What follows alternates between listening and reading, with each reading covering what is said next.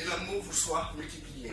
Donc, quand vous allez dans un magasin et vous achetez un objet, cet objet, vous l'échangez contre de l'argent. Cet argent est la base même de votre achat. Cet argent, c'est ce qui vous permet d'avoir un achat. Donc, l'objet que vous allez acquérir grâce à cet argent, c'est quelque chose qui vous appartient réellement, puisque vous avez eu pour base un échange avec de la monnaie. Du coup, il faut savoir que cet objet vous appartient. Et que si quelqu'un veut vous dérober, si quelqu'un veut vous voler cet objet, il faudra qu'il passe sur votre corps. Il faudra qu'il vous menace, ou qu'il vous vole, ou qu'il vous détourne pour vous dérober cet objet. Il faudra qu'il ruse pour dérober cet objet. Là, on parle d'objet, d'accord? Donc, l'objet ne peut pas par lui-même vouloir partir, vous quitter, d'accord? Mais il faut savoir que quelqu'un peut vous voler en vous affrontant ou en vous détournant, d'accord? Donc, il en est ainsi pour nous qui avons accepté l'alliance que le Père veut faire avec nous à travers Yeshua. Donc cette alliance qui est que le Père a réconcilié le monde assis en Yeshua et que Yeshua a pris justement la conséquence de notre injustice par rapport à la justice de Dieu qui était la loi, et donc il a assouvi sa justice à travers Yeshua, et que tous ceux qui par la foi accepteront cela et voudront rentrer dans cette grâce pourront bénéficier de cette alliance que le Père enlève votre cœur de pierre pour vous mettre un cœur de chair, et il met en vous son esprit, car maintenant c'est son sceau, c'est-à-dire que son esprit c'est sa marque d'appartenance. Donc à l'instar de l'objet que vous avez acheté grâce à de l'argent, le Père vous a racheté en échange de son Fils, d'accord? Donc du coup nous appartenons au Père, et pour que quelqu'un puisse venir nous voler, nous dérober, il faut que cette personne puisse confronter le Père, affronter le Père, détourner le Père pour qu'il puisse nous voler. À l'instar du voleur qui vient nous voler pour prendre notre objet que nous avons acheté au magasin au prix d'argent. Du coup, nous pouvons comprendre que nous appartenons au Père, nous sommes la propriété du Père, du Créateur, et que personne ne peut nous voler. Donc, pourquoi nous donnons autant de puissance au diable? Pourquoi nous voyons dans notre vie, par rapport s'il y a quelque chose qui fonctionne ou quelque chose qui ne fonctionne pas, eh ben, on va dire ouais, ça c'est le diable, c'est le diable qui agit sur ma vie. Si vous appartenez réellement au Père, la question est, est-ce que c'est pas le Père qui a l'ascendant sur notre vie?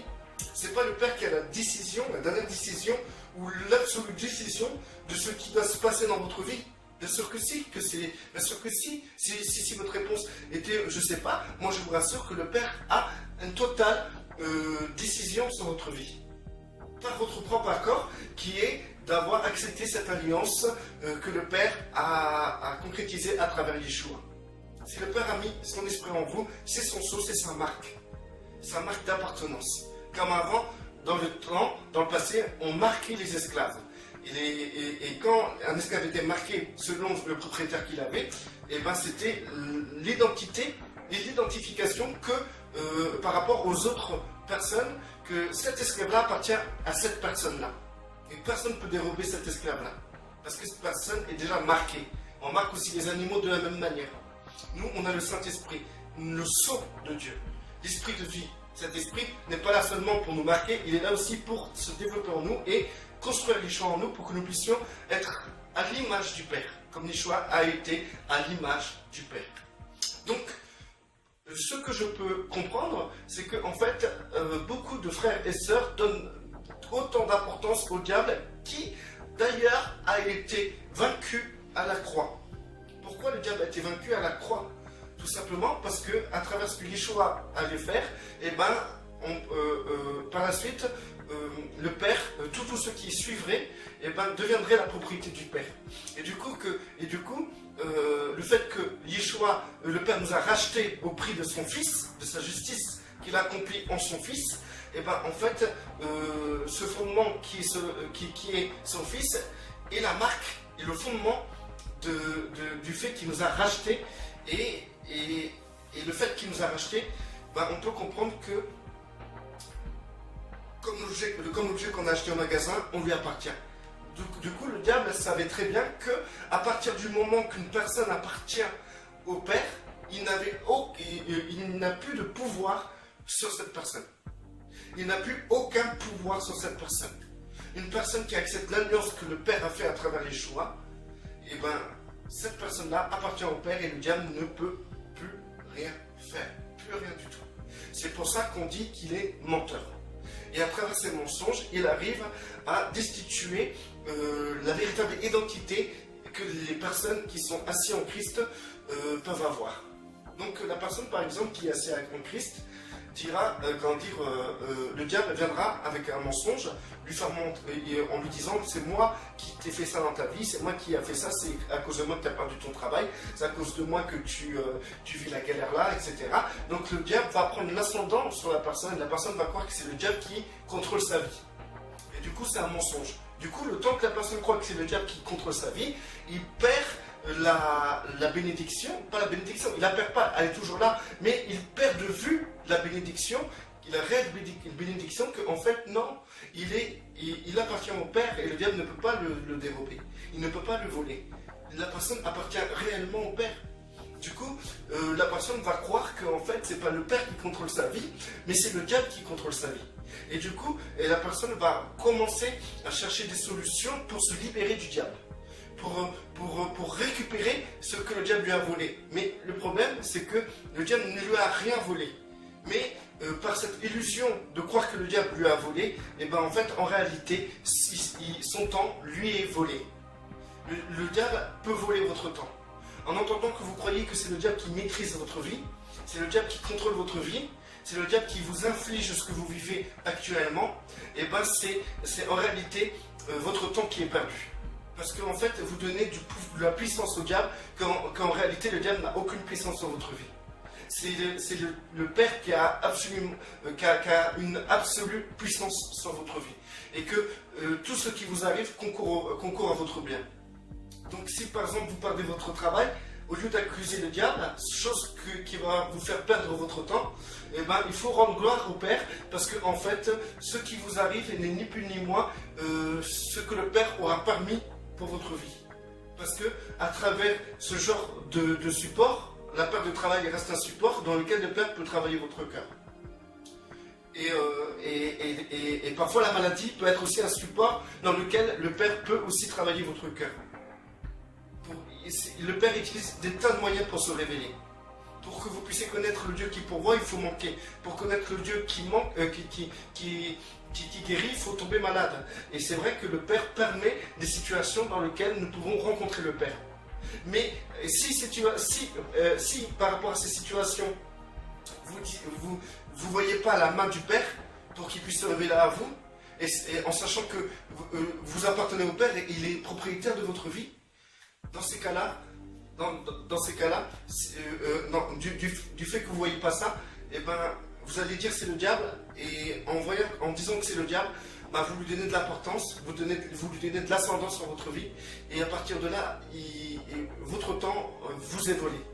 Et ce temps qui aurait dû vous sanctifier, ce temps qui aurait dû voir la gloire du Père, vous permettre de voir la gloire du Père, ben, en fait ce temps-là est gâché du fait que en fait, vous ne voyez pas la gloire du Père, vous êtes tout simplement, vous croyez attaqué par le diable, affligé par le diable, etc.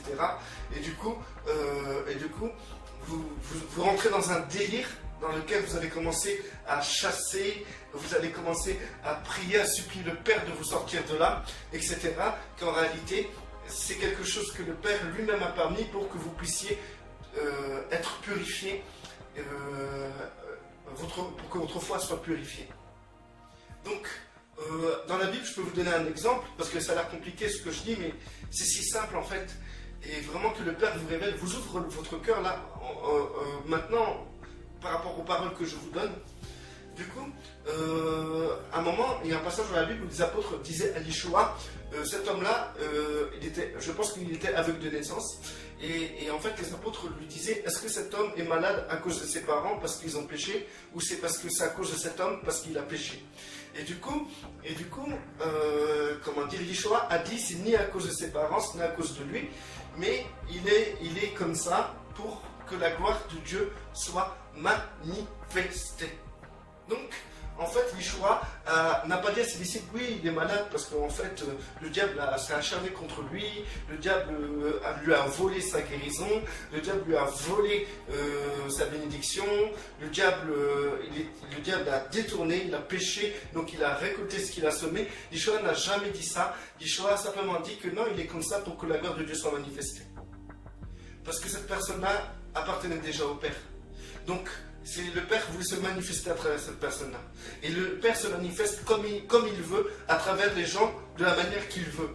Il peut se manifester à travers un prêche, il peut se manifester à travers une maladie, il peut se manifester à travers un accident, il peut se manifester à travers un décès, il peut se manifester à travers n'importe quoi. La preuve en est, c'est que Yeshua, le Père se manifestait à travers des décès, parce que Yeshua a ressuscité les personnes. Des personnes étaient mortes. Le Père a réussi à se manifester même à travers ses morts en les ressuscitant. Lazare, il y avait trois personnes ont été ressuscitées. Du coup,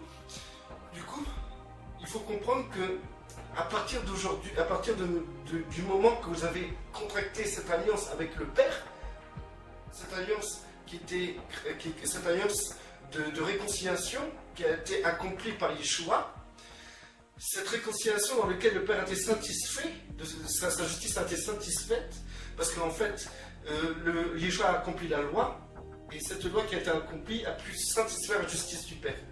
Et du coup, le Père a décrété que tous ceux qui croiront, qui accepteront par la foi cela, il mettrait ces personnes en Yeshua. Et comme Yeshua a accompli toutes choses, nous, en Yeshua, nous avons accompli avec lui ces choses, puisque nous sommes en lui, nous sommes assis en lui dans les lieux célestes. Mais bref, pour vous dire que si vous êtes vraiment la propriété du Père, sachez tout que tout ce qui peut vous arriver, c'est une manière au Père de pouvoir manifester sa gloire. Même à travers les divorces, à travers tout. Le Père, il n'y a rien qui l'arrête pour manifester sa gloire. Si la mort ne l'a pas stoppé pour manifester sa gloire, qu'est-ce qui peut le stopper pour manifester sa gloire? Il se manifeste partout comme il veut et s'il veut. Il est libre, il est entièrement libre. Il fait ce qu'il veut. Maintenant, si dans ce qui vous arrive, dans le malheur qui vous arrive, vous mettez ça sur le diable, c'est comme si vous disiez que le diable, c'est lui qui gère votre vie. C'est lui qui décide de ce qu'il veut dans votre vie. Du coup, en faisant ça, vous êtes trompé. Et votre temps vous est volé. Et à travers cela, le diable prend de l'ascendance sur vous. Et vous laissez le diable prendre de l'ascendance sur vous parce que c'est vous qui acceptez le fait que le diable a de pouvoir sur vous et qu'il agit dans votre vie. Donc si vous acceptez cela, c'est comme si vous lui ouvrez la porte et dans lequel vous pouvez lui dire Satan vient me détruire. C'est comme si vous lui permettez cela. Donc, c'est une question de concevoir la vie, de concevoir les choses, de concevoir réellement ce qui est Yeshua, ce qu'il accomplit et qui vous êtes en Yeshua et à qui vous appartenez.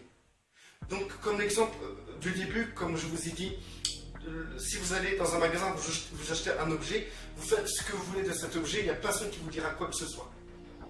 Ça vous appartient, c'est à vous. Même la personne à qui vous achetez cet objet n'a aucune capacité de vous dire ce que vous devez faire avec cet objet. Donc du coup, vous faites ce que vous voulez de cet objet. Vous pouvez la consommer, vous pouvez le mettre de côté, vous pouvez l'utiliser, vous pouvez le prêter, vous pouvez faire ce que vous voulez. Vous pouvez le mettre entre les mains d'autres personnes et le récupérer parce que en fait, vous prêtez cet objet pour le récupérer. Donc du coup, il faut savoir que le diable, depuis qu'il a perdu à la croix, depuis qu'il a vécu la défaite, le diable n'a plus la puissance qu'il avait avant. Avant, il dominait partout. Mais depuis que Yeshua a accompli toutes choses et qu'en lui nous sommes sauvés, le fait d'être sauvé, c'est le fait d'appartenir au Père. Donc le fait qu'il a perdu sa véritable défaite, c'est que maintenant les hommes peuvent être la propriété du Père. Et ça, il ne peut rien faire contre ça. Et du coup, le fait que nous sommes la propriété du Père, le diable n'a plus un rôle d'ascendant sur nous. Il n'a aucune ascendance sur nous. Et si jamais nous sommes frappés, eh ben, c'est que le Père a pu permettre cela, pour que nous puissions apprendre quelque chose ou que le Père puisse se révéler d'une certaine manière. Depuis sa défaite, le diable n'est qu'un objet entre les mains du Père. Il fait ce qu'il veut. Donc, du coup, cet objet que nous achetons au magasin au prix d'argent, ben, on peut, si on veut, on peut permettre que cet objet soit frappé, par exemple, pour que cet objet soit plus solide, on peut permettre à des choses extérieures d'influencer cet objet. Par exemple, si on veut que cet objet, si on achète une bouteille d'eau et qu'on veut que cette bouteille d'eau soit froide, on peut la mettre dans le frigo. Et ça peut être comparé par rapport à nous, que le Père, s'il veut qu'on soit plus fort dans la foi, il peut nous mettre dans une épreuve. L'épreuve ne veut pas dire tentation. Le Père tente personne, mais il peut éprouver. Mais il n'éprouve jamais au-delà de nos capacités. Donc, rendez gloire au Père, parce que tout ce qui vous arrive, c'est pour qu'il se manifeste sa gloire. Donc, si vous avez eu tendance à voir le diable dans votre vie, qui agit dans votre vie, repentez-vous. Il est clair qu'il faut vous repentir. C'est comme si vous dites au Père qu'il est incapable de vous protéger. Mais plutôt, rendez